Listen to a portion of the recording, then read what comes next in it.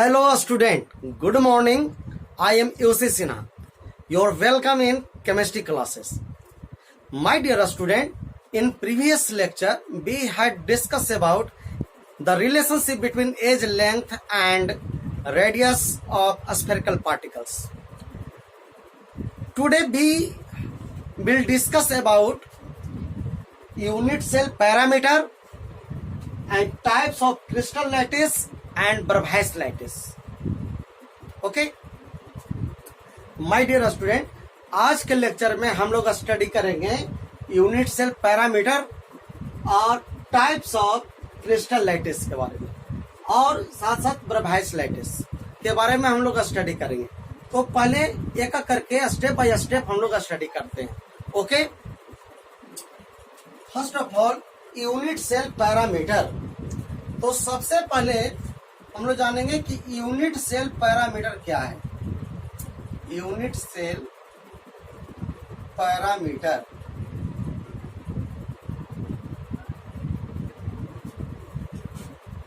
देखिए, जितना भी जो टर्म मैंने लिखा यूनिट सेल पैरामीटर या टाइप्स ऑफ क्रिस्टल लैटिस या ब्रभाइस लैटिस, सब एक दूसरे से कनेक्टेड है। ठीक है, धीरे धीरे मैं क्लियर करूंगा कि क्या होता है ब्रभाइस लैटिस वगैरह। तो सब का एक दूसरे से लिंक्ड है। सबसे पहले हम लोग जानेंगे कि यूनिट सेल पैरामीटर होता क्या है। तो यूनिट सेल पैरामीटर उसको कहते हैं कि वैसा पैरामीटर जो डिसाइड करता है क्यूबिक सिस्टम का एंगल और एज लेंथ के बारे में। मतलब उसका एजेस का लेंथ कितना है, किनारे की लंबाई कितना है, और उसका एंगल, दो एजेस के बीच का जो एंगल होता है वो कितना है। तो एंगल को यहाँ पर हम लोग बोलेंगे, दो एजेस के बीच का जो एंगल है उसको हम लोग बोलेंगे एंगल पैरामीटर, जो एंगल को मेजरमेंट करता है। और जो एज के लेंथ के बारे में जो मेजरमेंट करता है उस पैरामीटर को हम लोग बोलेंगे एज लेंथ पैरामीटर बोलेंगे। ओके, तो किसी भी यूनिट सेल में आपका 3 एज होगा। ठीक है, 3 एजेज होगा जिसको एज लेंथ पैरामीटर बोलेंगे, और उसमें 3 एंगल पैरामीटर होगा क्योंकि 3 उसका एंगल होता है। ठीक है, तो 3 एंगल हो गया जिसको हम लोग अल्फा बीटा गामा से डिनोट करेंगे, और 3 आपका एजेज होगा जिसको हम लोग ए बी सी से हम लोग डिनोट करेंगे। तो 3 प्रकार का आपका एज लेंथ पैरामीटर होगा और 3 प्रकार का एंगल पैरामीटर होता है। तो इसलिए टोटल मिल करके आपका 6 यूनिट सेल पैरामीटर होगा। यूनिट सेल पैरामीटर आपसे क्वेश्चन पूछेगा कि how many unit cell parameter. तो there are 6 unit cell parameter in which 3 edge length parameters and 3 angle parameter. Okay, मैं सारा चीज को यहाँ पर लिखवा देता हूं, मेरे साथ आप लिखिएगा। सबसे पहले यूनिट सेल पैरामीटर का definition. A parameter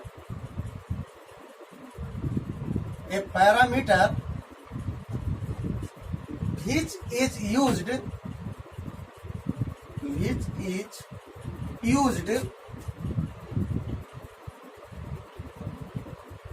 to determine the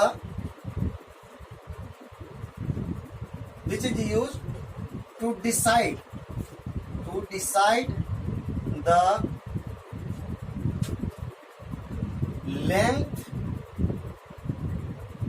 length of edges and angle between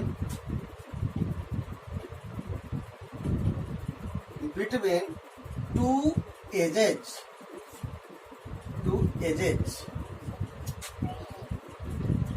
is called unit cell parameter.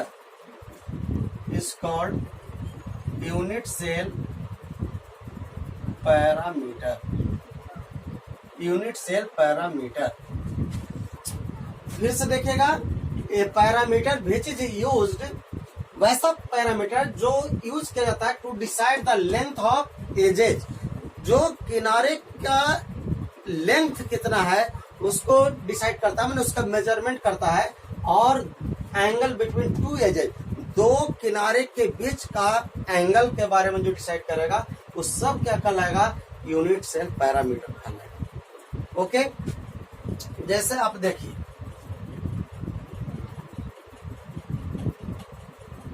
ऐसे, इसको आप ऐसे, एक हम यूनिट सेल बना रहे हैं,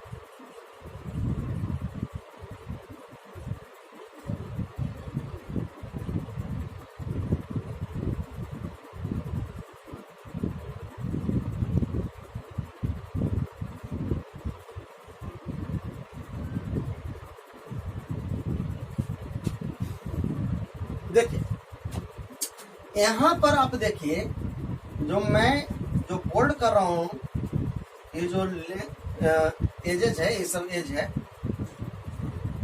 ये हो गया और ये इधर, ये 3D है, ये आपका ये 3 एक्सिस है। इसको हम मान लेंगे, यहां पर इसको ए मान लेते हैं, या एक्स वाई जेड एक्सिस हो गया, एक्स एक्सिस इधर जा रहा है, ये वाई एक्सिस हो गया, ये जेड एक्सिस हो गया, एक्सिस हो गया। इस एक्सिस को हम लोग मानते हैं ए मान लिए, एज लेंथ, एजेस का, इसका जो एज है उसका लेंथ ए मान लिए, ए सेंटीमीटर, ए मीटर, जो भी मानना है, ए मान लिए, और इधर मान लिए बी, इसको मान लिए बी, ये पूरा ए हो गया, ये बी हो गया, इधर आ जाइए सी हो गया, यहां से लेकर के यहां तक हम क्या मान लिए, सी मान लिए, इधर से इधर तक हम लेंथ कितना मान लिए, बी मान लिए, ये जो है आपका, ये जो इतना है उसको ए मान लिए। क्लियर हो गया? तो इस तरह से ए बी सी मान लिए।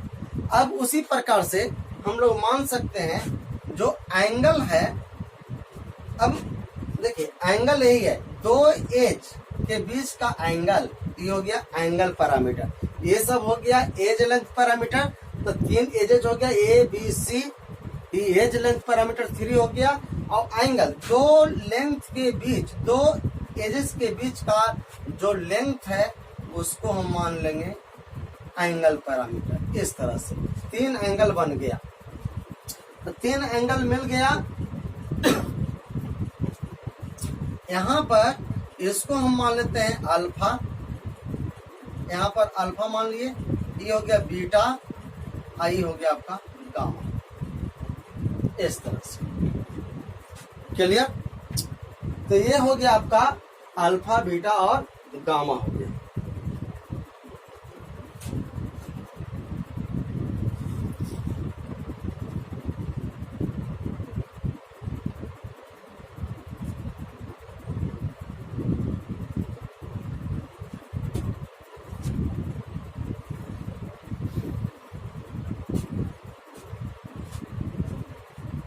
इसको मैं बाहर निकाल रहा हूं, ये जो एक्सिस है इसको मैं बाहर निकाल रहा हूं, एसी टाइप का हो गया, ये हो गया इधर, एक आ गया इधर, ये चीज बिल्कुल सीधा अपनाइएगा,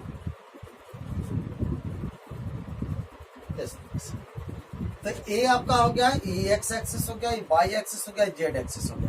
अब इसमें देखिए, ये जो इसको हम क्या मान लिए, इसको हम मान लिए ए, इसको मान लिए बी, और इसको मान लिए सी मान लिए। एंगल इसको हम मान लिए अल्फा, इसको मान लिए बीटा, और इसको मान लिए गामा। देखिए तो ए जो हो गया पैरामीटर कितने टाइप का हो गया, तो आप ऐसे लिखिए इसको, यूनिट सेल पैरामीटर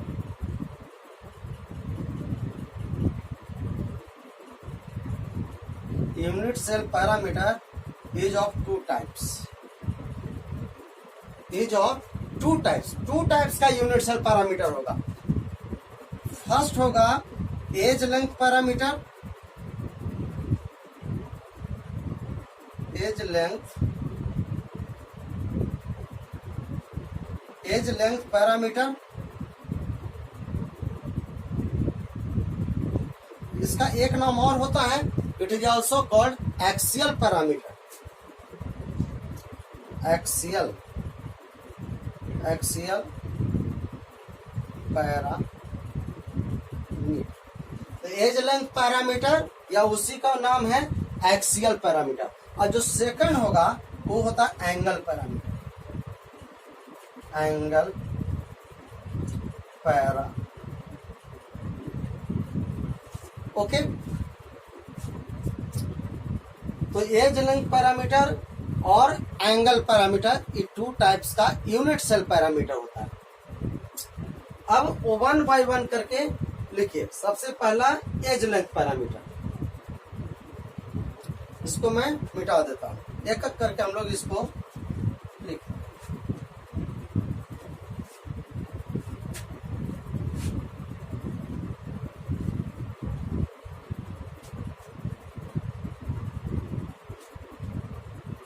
फर्स्ट है edge length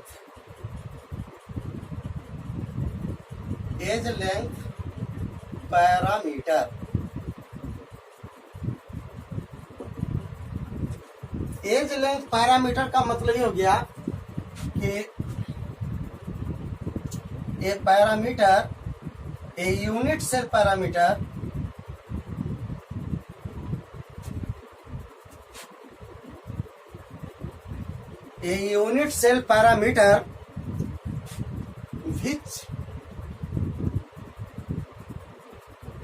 which is used to decide or to measure,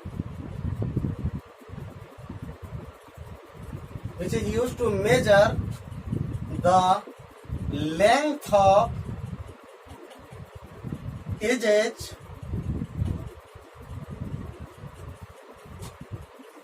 is called edge length parameter. Is called edge length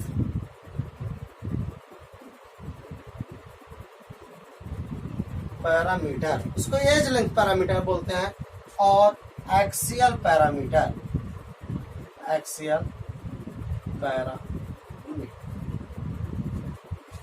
इस तरह से, ओके। पैरा चेंज करके लिखिएगा।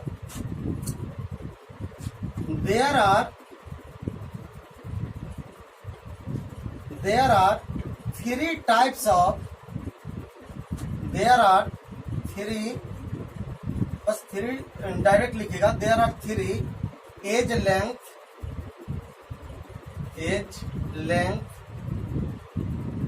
पैरामीटर। एज लेंथ पैरामीटर कितने होते हैं? 3 एज लेंथ पैरामीटर हो गए, ठीक है ना। यानी कि ऑब्जेक्टिव क्वेश्चन में पूछ सकता है कि how many edge length parameter. There are 3 edge length parameters. These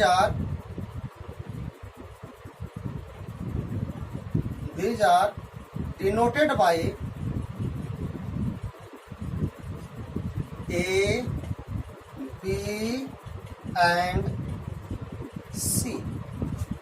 A, B and C, ये हो गया आपका A, इधर हो गया B, ये हो गया C हो गया। तो ये आपका एजेज हो गया, एज लेंथ हम लोग इसको बोलते हैं, ठीक है। इसको लिखिए। अब मैं इसको मिटा देता हूं, इसका कोई यूज है नहीं, केवल समझने के लिए।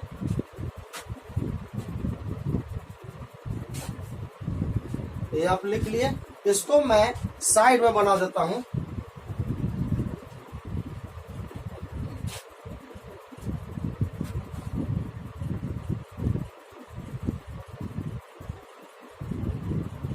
ये हो गया आपका ए, ये हो गया आपका बी, ये हो गया आपका सी, ये हो गया एक्स वाई जेड एक्सिस, ये हो गया अल्फा, ये एंगल हो गया बीटा, ये हो गया आपका गामा, इस तरह से।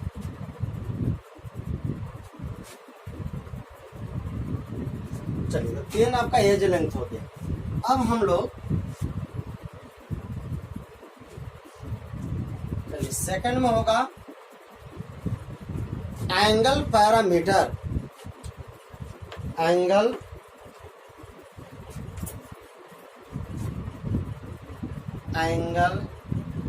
पैरामीटर। एंगल पैरामीटर, तो एंगल पैरामीटर क्या होगा, नाम से ही क्लियर है, एंगल यानी कि जो दो एजेज के बीच का जो एंगल मेजरमेंट करेगा उस पैरामीटर को हम लोग क्या बोलेंगे, ये एंगल पैरामीटर बोलेंगे। तो लिखिएगा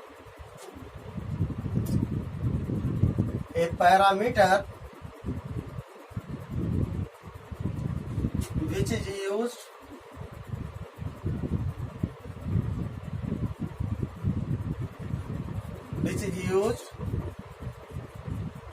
to measure the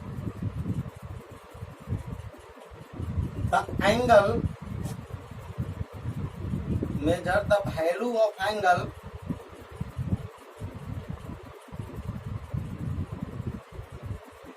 between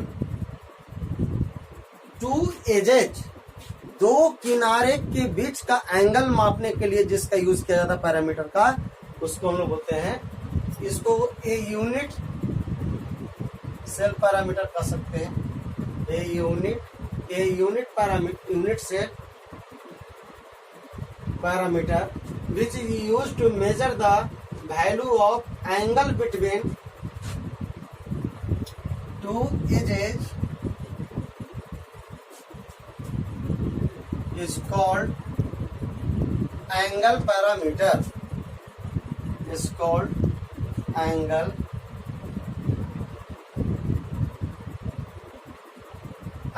parameter, इसको एंगल पैरामीटर बोलेंगे।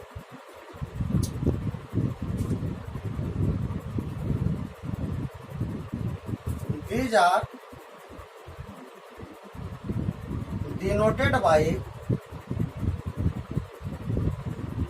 denoted by alpha, beta and gamma. इस तरह से gamma, alpha, beta and gamma. इसका मतलब क्या हो गया, हेंस देयर आर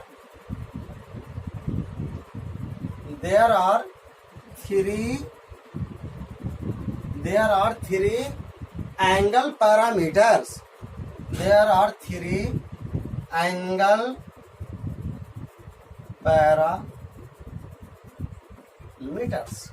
तो एंगल पैरामीटर्स आपका 3 टाइप्स का हो गया, अल्फा, बीटा एंड गामा हो गया, 3 एंगल। तो फाइनली there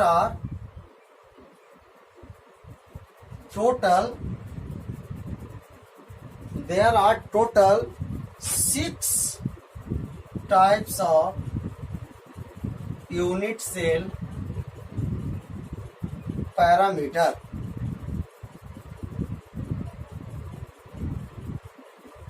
तो टोटल कितने टाइप का यूनिट सेल पैरामीटर हो गया, total number of unit cell parameters are 6 types का हो गया। 3 उसमें आपका हो गया एज लेंथ पैरामीटर ABC, और 3 हो गया आपका angle parameter alpha, beta and gamma. तो टोटल आपका यूनिट सेल पैरामीटर कितना हो गया, 6 हो गया। क्लियर हो गया। चलिए अब आगे,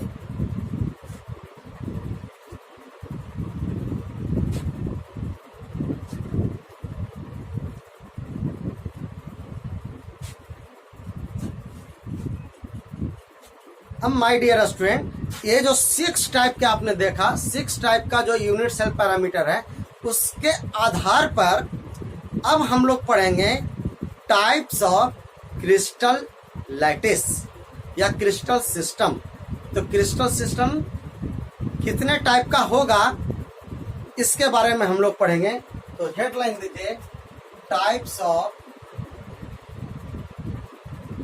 crystal system.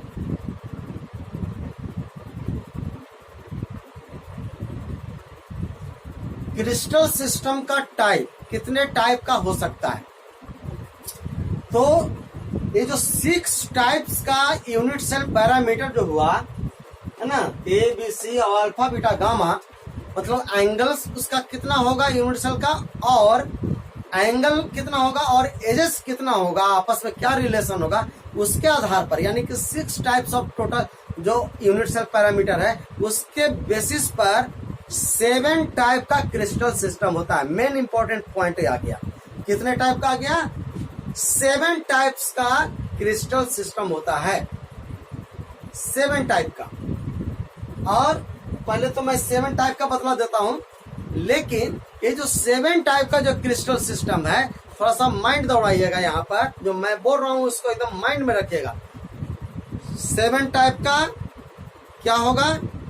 Crystal system 7 type का। जो 7 टाइप का होगा तो उसमें जो प्रत्येक का हम लोग जानते हैं कि 4 यूनिट सेल होता है, सॉरी यूनिट सेल आपका 4 टाइप्स का होता है। क्यूबिक यूनिट सेल जिसको प्रिमिटिव यूनिट सेल बोलते हैं, और नॉन प्रिमिटिव में 3 प्रकार के होता है। कौन कौन? बीसीसी, एफसीसी और एंड सेंटर, ईसीसी कह सकते हैं। तो टोटल यूनिट सेल टाइप कितना हो गया? 4 टाइप्स का। तो 7 टाइप का क्रिस्टल सिस्टम, अब प्रत्येक क्रिस्टल सिस्टम 4 टाइप्स का होगा, तो टोटल कितना हो गया? 7 टाइप का क्रिस्टल सिस्टम। अब प्रत्येक crystal system is of 4 types, each crystal system is of 4 types, चूंकि 4 टाइप्स का यूनिट सेल होता है। तो 7 इंटू 4 टोटल कितना हो गया? 28। समझ गए? तो टोटल नंबर जो 28 आया, ये 28 क्या होगा? These are called Bravais lattice. इसी को हम लोग क्या बोलेंगे? बर्भाइस लैटिस बोलेंगे या क्रिस्टल लैटिसस बोलेंगे। तो क्रिस्टल लैटिसस कितने टाइप का हो गया? टोटल 28 टाइप्स का। बर्भाइस साइंटिस्ट का नाम है, बर्भाइस लैटिस के नाम से जाना जाता है। तो बर्भाइस लैटिसस की संख्या कितना हो गया? टोटल 28 हो गया। फिर से देखिए, क्रिस्टल सिस्टम कितने टाइप का होगा? किसके आधार पर? यूनिट सेल पैरामीटर के आधार पर। जो 6 टाइप का आपने जो देखा, 6 टाइप का यूनिट सेल पैरामीटर होता है, उसके बेसिस पर 7 टाइप का क्रिस्टल सिस्टम होता है। अब प्रत्येक क्रिस्टल सिस्टम का 4 टाइप्स होगा, तो 7 इंटू 4 यानी कि टोटल कितना हो गया? 28 हो गया। ये जो 28 टाइप्स का जो हो गया उसको हम लोग बोलते हैं क्रिस्टल लैटिसेस। तो क्रिस्टल लैटिसेस टोटल कितना हो सकता है? 28 टाइप का। जो ओवरऑल जो 28 टाइप्स का जो क्रिस्टल लैटिस, बर्भाइस लैटिसेस बोलेंगे। क्लियर हुआ? अब और थोड़ा सा सोचिए, तो सब मैं लिखवा देता हूं। अब जरा समझिए कि जो 28 टाइप का जो बर्भाइस लैटिसेस हुआ, उसमें आउट ऑफ 28 टाइप्स जो 14 टाइप्स का जो लैटिसेस होगा, 14 टाइप्स का जो लैटिसेस होगा वो आपका नोन है, उसको आप बना सकते हैं। एनसीईआरटी के बुक में आप देखिएगा दिया हुआ है, तो बनाने की जरूरत नहीं है। केवल इस 7 टाइप का तो मैं बतला दूंगा, लेकिन आपको केवल जानकारी रखना है कि 14 टाइप्स टोटल कितना है? 28 टाइप्स का लैटिसेस होता है, क्रिस्टल लैटिसेस, जिसको बर्भाइस लैटिस बोलते हैं, जिसमें 14 जो है आपका नोन है, आप उसको बना सकते हैं। और रेस्ट जो 14 है, जो रेस्ट 14 है वो क्या है? इमेजिनरी है, इमेजिनरी। और इसको आप लोग क्या कर सकते हैं? अननोन भी कर सकते हैं। इमेजिनरी है, मान करके चला जाता है, ठीक है ना? तो बस ये माइंड पर रखना है कि 28 में 14 नोन है और 14 अननोन है, मैंने इमेजिनरी है। क्लियर हो गया? और सब को हम लोग क्या बोलते हैं? बर्भाइस लैटिसेस। ऐसा होगा। तो चलिए अब मैं लिखवा देता हूं, है ना, ये सब।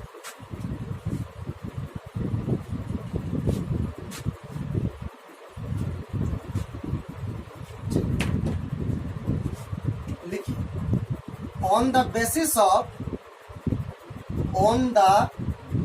बेसिस ऑफ मेरे साथ लिखिए, मैं बोल रहा हूँ 2 बार 3 बार मैं रिपीट कर रहा हूँ, बिल्कुल आपका क्लास वाली फीलिंग में लाना चाहता हूँ।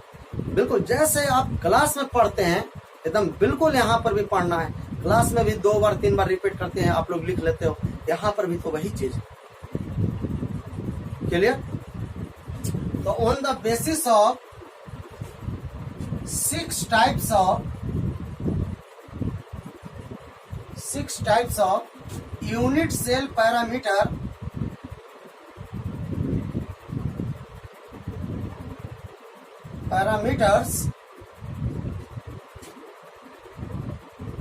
there are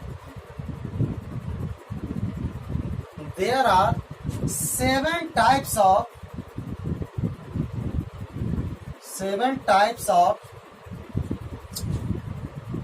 crystal system। 7 type का कौन होता है? Crystal system. There are 7 types of crystal system. Crystal system 7 type का होता है। अगेन ईच क्रिस्टल सिस्टम जो 7 टाइप का है, तो उसमें प्रत्येक जो क्रिस्टल है, each crystal system is of 4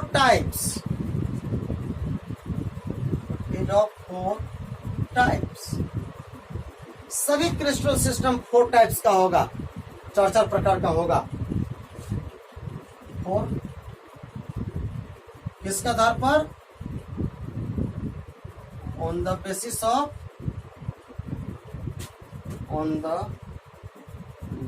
of types of unit cell.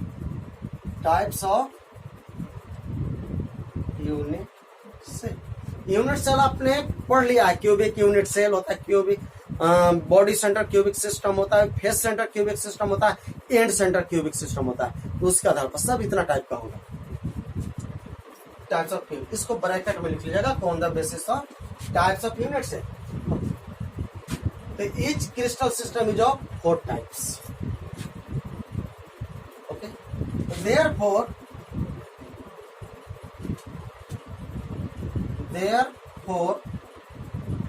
total number of crystal lattices,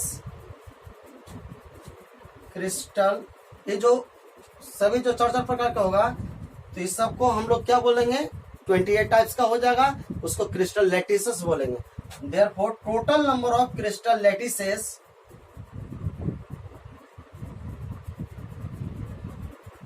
are of 28 types। 28 types, क्योंकि प्रत्येक आपका 4 टाइप्स का है, तो 7 into 4 हो जाएगा, तो 28 टाइप्स का हो जाएगा। Again out of 28 types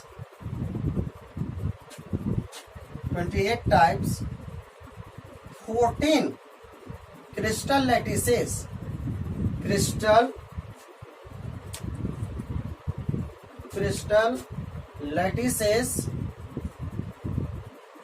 are known। Out of 28 types, सभी मतलब 28 टाइप्स में जो 14 है, 14 लैटिसेस नोन है। 14 क्रिस्टल लैटिसेस आर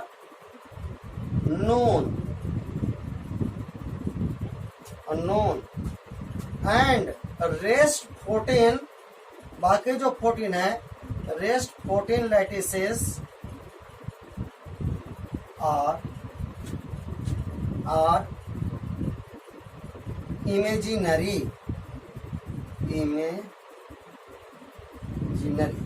मतलब डायरेक्ट अननोन आप कह सकते हैं, अननोन।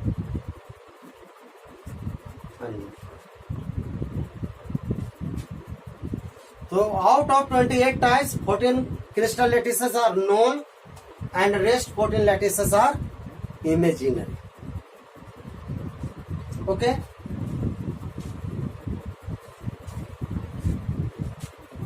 And इसके बाद लिखेगा पैरा चेंज करके लिखे and all 28 types of crystal lattices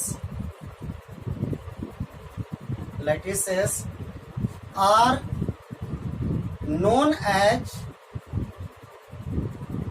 जाना जाता है जो टोटल आपका 28 टाइप्स का जो क्रिस्टल लैटिसेस है आर नोन एज क्या, ब्रभाइस लैटिसेस, ब्रभाइस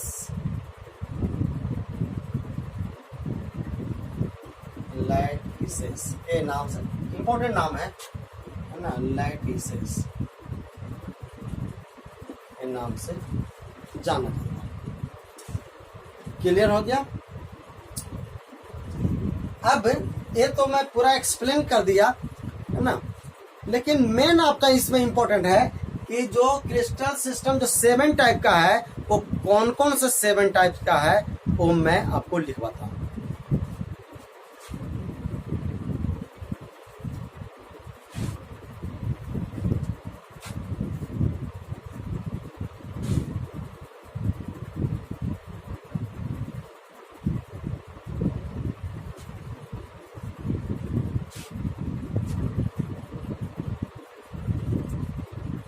देखिए इसको आप ऐसे बनाइए। अब इसको बनाने की जरूरत नहीं है, तो आप जानेंगे किसी के आधार पर होना है, ठीक है ना।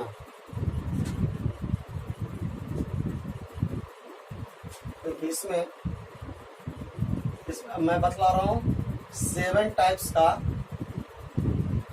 7 टाइप्स ऑफ क्रिस्टल सिस्टम। ये आप मेरे साथ एक टेबल बनाइएगा।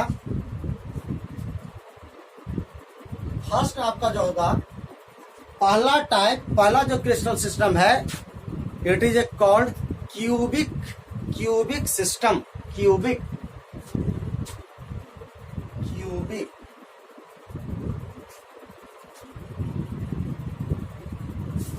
सेकंड, पहले मैं टोटल लिखवा देता हूँ 7 टाइप का कौन कौन है। तो फर्स्ट हो गया क्यूबिक सिस्टम, टेट्रागोनल, थर्ड होगा ऑर्थोरोम्बिक,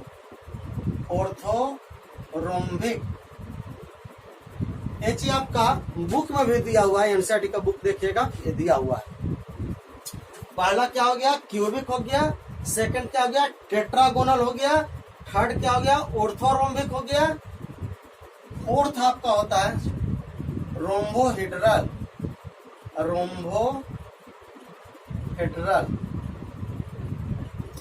फिफ्थ होगा हेक्सागोनल। 6 हो जाएगा मोनोक्लिनिक। और लास्ट जो 7 है वो होता है आपका ट्राइक्लिनिक।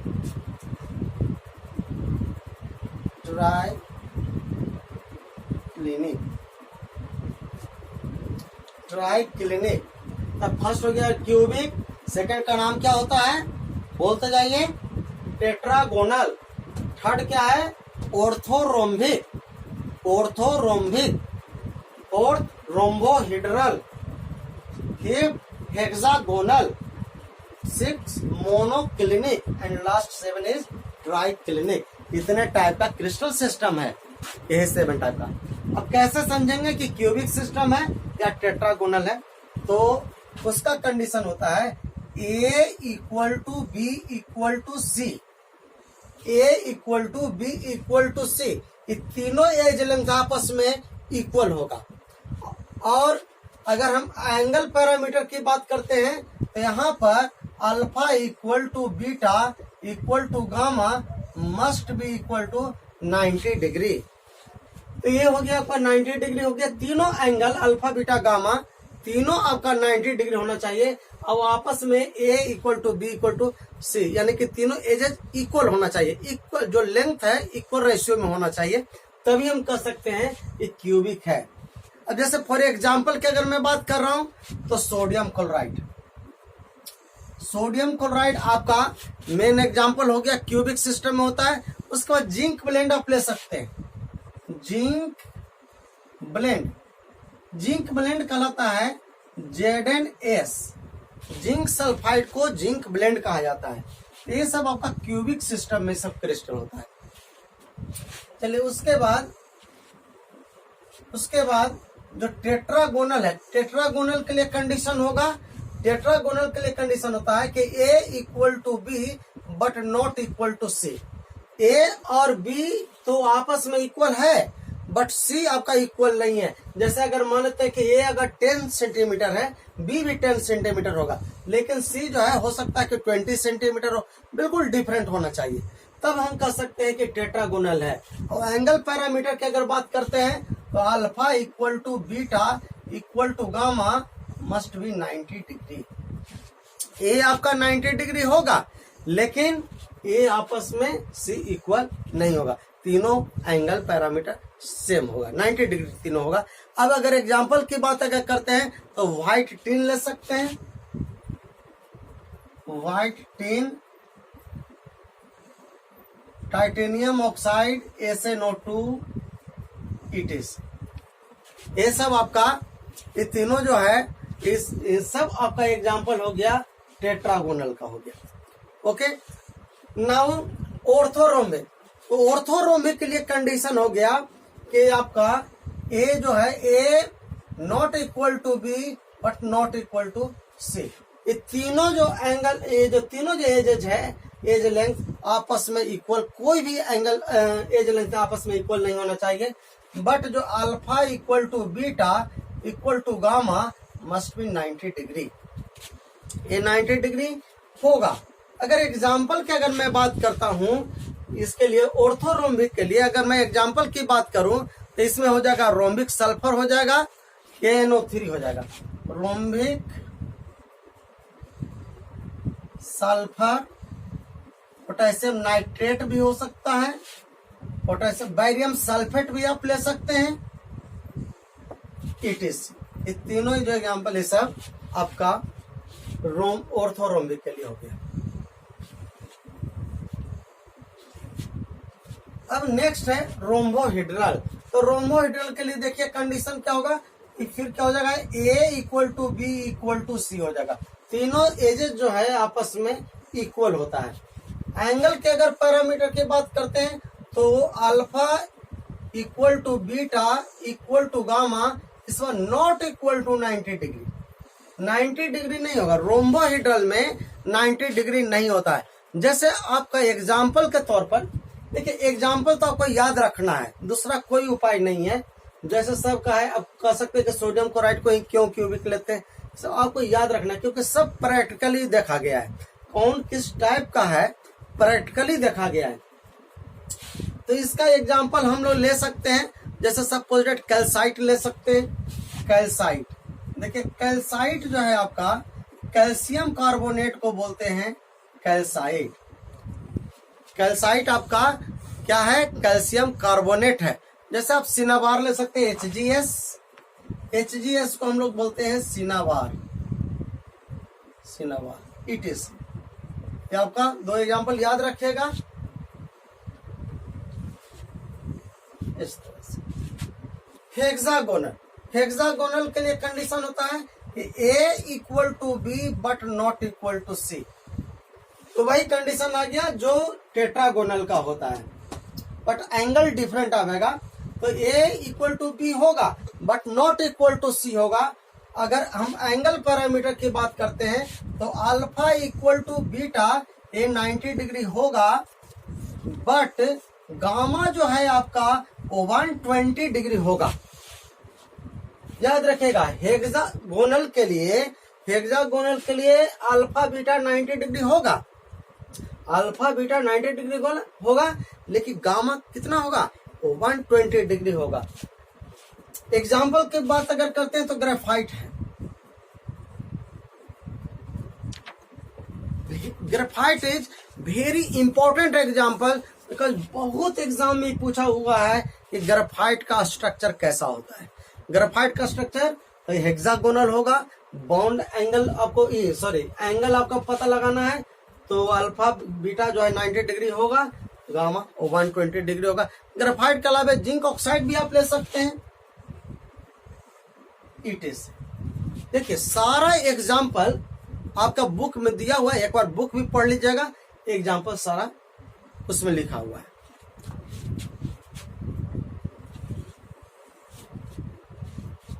देखिए ए जो आपका एजेज हम जो लिखे हैं ए इक्वल टू बी, कैसे होगा? अब लग रहा हो आप लोग को कि कैसे याद रखेंगे, कौन 90 डिग्री हो रहा है, कभी 90 डिग्री के इक्वल नहीं हो रहा। मेरे पास एक बहुत अच्छा ट्रिक्स है, एक बहुत सुंदर सा ट्रिक्स है मेरे पास, ठीक है? हड़वाने की कोई जरूरत नहीं है, मैं हूं अभी, मैं यहीं पर हूं, मेरे पास ट्रिक्स है। देखिएगा, जब ट्रिक्स के हेल्प से मैं बतला दूंगा कि कितना आसान होता है, तो लास्ट में मैं ट्रिक्स बतलाऊंगा। ओके, तो मोनोक्लिनिक की मैं बात कर रहा हूं, तो मोनोक्लिनिक जो हो जाएगा a equal to b, a is not equal to b is not equal to c. इसमें तीनों में से कोई इक्वल नहीं होगा, तो alpha equal to beta equal to 90 degree, but जो गामा है not equal to 90 degree, not equal to 90 degree. Alpha equal to beta, ये आपका 90 डिग्री मोनोक्लिनिक के लिए, alpha equal to beta but not equal to alpha, तो ठीक है, alpha equal to beta, ये 90 डिग्री होगा, but gamma is not equal to 90 degree. Example की बात करते हैं मोनोक्लिनिक के लिए, तो मोनोक्लिनिक के लिए हो जाएगा आपका मोनोक्लिनिक सल्फर। मोनोक्लिनिक एग्जाम्पल में मोनोक्लिनिक सल्फर, और इसका एग्जाम्पल आप ले सकते हैं वॉशिंग सोडा, आप ले सकते हैं। वॉशिंग सोडा होता है आपका सोडियम कार्बोनेट 10H2O, इसको लिख लीजिए वॉशिंग सोडा। वॉशिंग सोडा भी आपका मोनोक्लिनिक है, इस तरह से। अब बाकी बच गया ट्राइक्लिनिक। ट्राइक्लिनिक के लिए आपका ट्राइक्लिनिक के लिए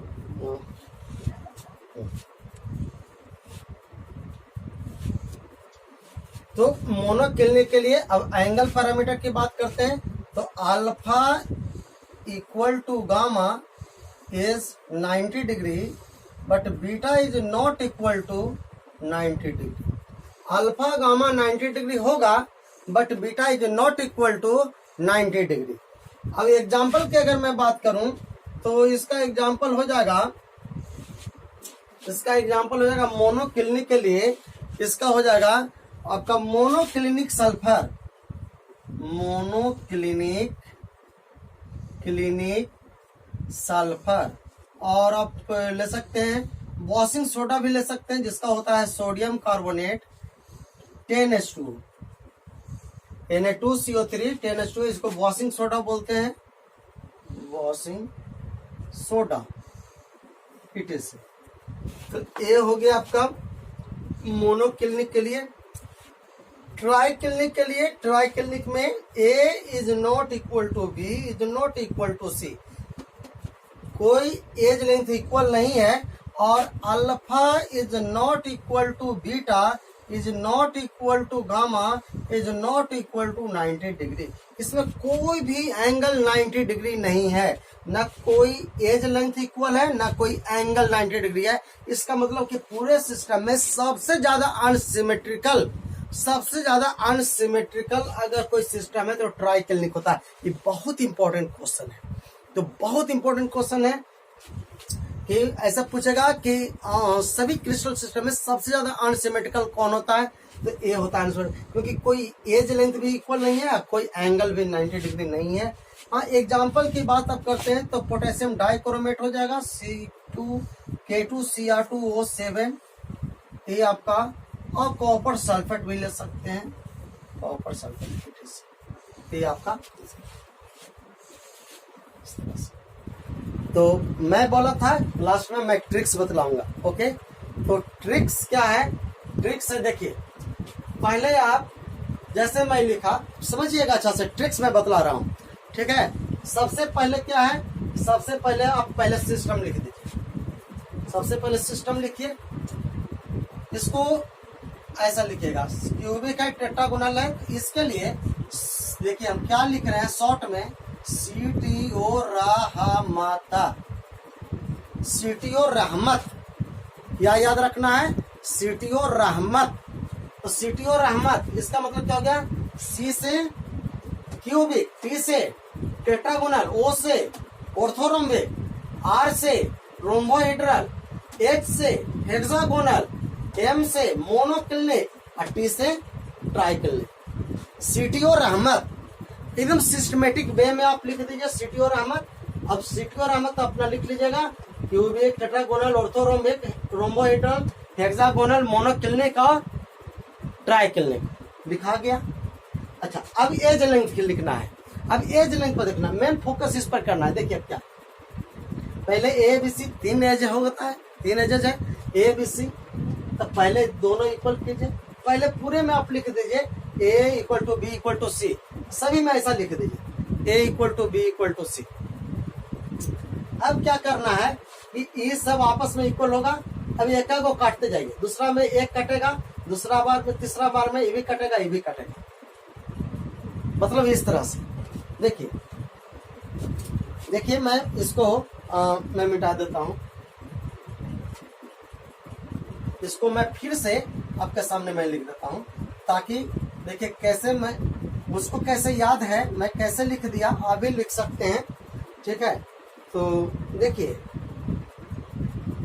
सबसे पहले आपको क्या करना है कि CTO रहमत के अनुसार इसको लिख देना है। उसके बाद A = B = C सभी में लिख देना है।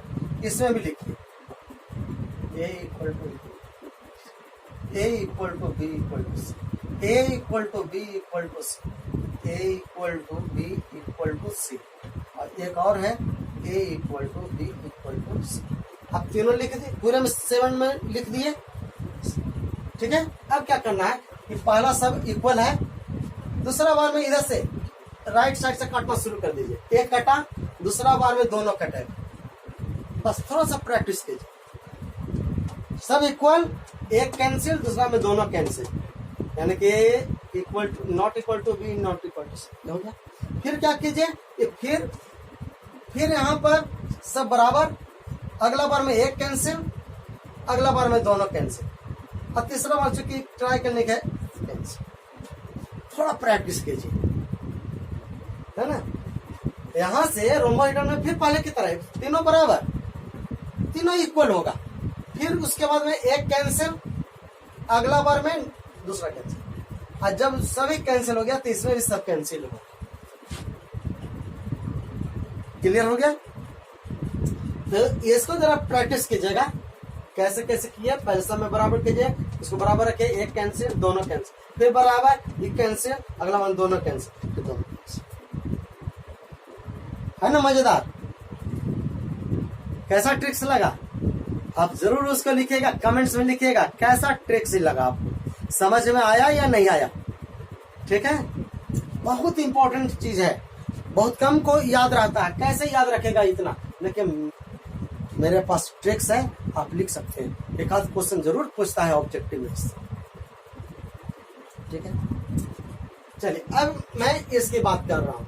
अब जरा देखिए यहां तक अल्फा बीटा गामा, ये जो लगातार जो आपने लिखा CTO तक, आप देखिएगा ये तीनों में कोई प्रॉब्लम है, सब 90 डिग्री है, सब इक्वल है। यहां तक तो कोई प्रॉब्लम ही नहीं है, CTO तक कोई प्रॉब्लम नहीं है। अल्फा बीटा गामा 90 डिग्री सब इक्वल है, यहाँ लिखा जाएगा। तीनों लगातार 90 डिग्री है, सब 90 डिग्री का एंगल होता है। अब फिर उसके बाद आइए, अब रोम्बोहेड्रल में क्या होगा कि जब यहां तक सब बराबर था, अब चल रहे थे, सभी में 90 डिग्री है, यहाँ भी 90 डिग्री है, यहाँ तक 90 डिग्री है, उब गए यार, उब गए, सब 90 डिग्री करते करते उब गए, तो अगला बार में क्या सोचे कि हम 90 डिग्री नहीं करेंगे। यहां तक चलते चलते सब जहां देख रहे हैं सब 90 डिग्री पर है, सब 90 डिग्री पर है, सब 90 डिग्री पर है। तो अब थोड़ा सा माइंड फ्रेश करने के लिए क्या करना पड़ेगा कि हम 90 डिग्री नहीं करते हैं। तो alpha equal to beta equal to gamma is not equal to 90 degree, 90 degree नहीं है। थोड़ा सा माइंड फ्रेश हो गया, चलो एक चीज देखते देखते मन उब गया था, 90 डिग्री नहीं। ठीक है, अगला बार में क्या होगा, जो कि हेक्सागोनल है, हेक्सागोनल में आप जानते हैं हेक्सागोनल ऐसा रहता है, हेक्सागोनल इस तरह से रहता है। ठीक है, तो इसमें बाकी तो आपका 90 डिग्री है, दो अल्फा बीटा, एक पर आता है 120 डिग्री होता है। इसको थोड़ा सा हेक्सागोनल समझकर, हेक्सागोनल में 120 डिग्री होता है, दो एंगल 90 डिग्री, एक एंगल 120 डिग्री, तो गामा आपका 120 डिग्री होता है।